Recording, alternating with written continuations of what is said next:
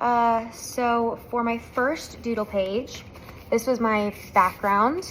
And when I was watching the demo video, you mentioned that like some of your backgrounds are gonna need more doodles than the rest and some are not gonna need as much. And so throughout these, like some of my pages, I thought that my background was like cooler and didn't need as much doodles or as many doodles. So I'll say that when I'm on those pages, but this is one of those pages. So what I ended up doing was I took my mild line or my microns and I outlined a few of my my forms and to place like emphasis on them. And then this one I outlined and it started to look kind of like a fish. So I wanted to make this one like under the sea.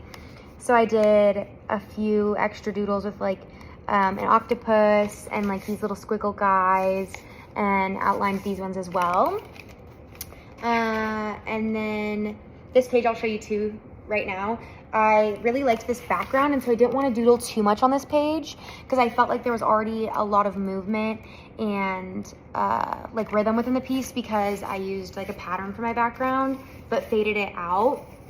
So what I did is I kind of just took my micron again and outlined a few of these corners, but I did them differently to give it a little bit of contrast. So then on this page, I did the same kind of like dark repetitive pattern. And when I was doodling for this page, I was thinking about the difference between my horizontal and vertical ones and how I wanted to differentiate them or like how I could work with them to doodle. So all of my vertical ones, this one, it looked kind of like a door to me, so I turned it into a door.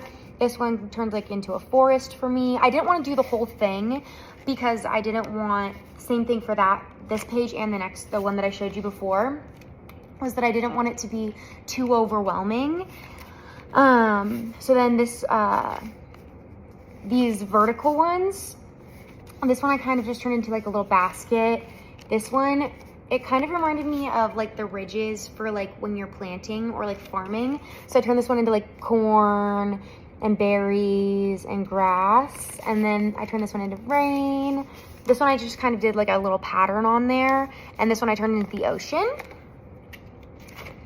And then this page makes me really sad because this background was like one of my favorites that I made.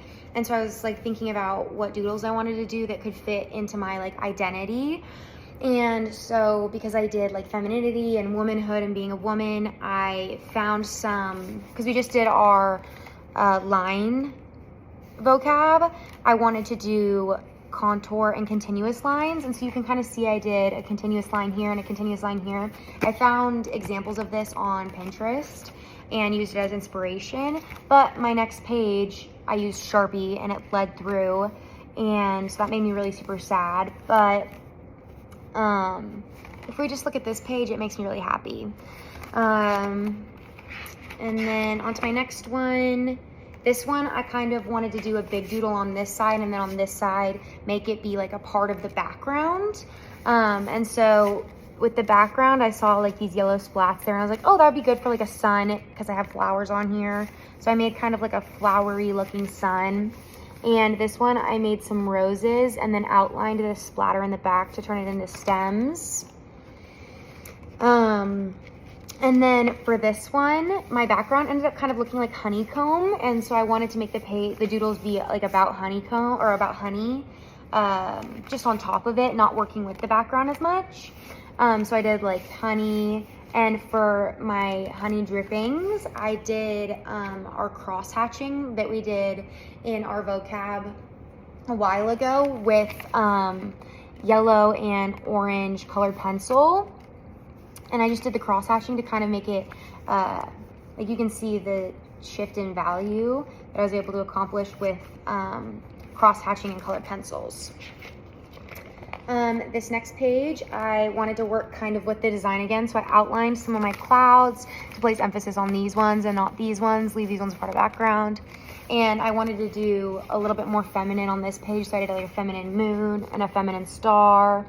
And I kind of shaded on this one as well with like a purple colored pencil.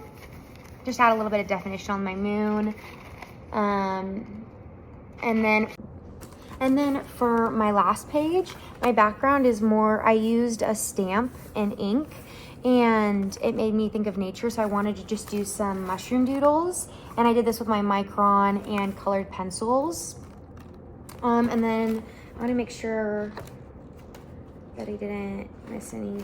I found the tip of the colored pencils was from the demo video, and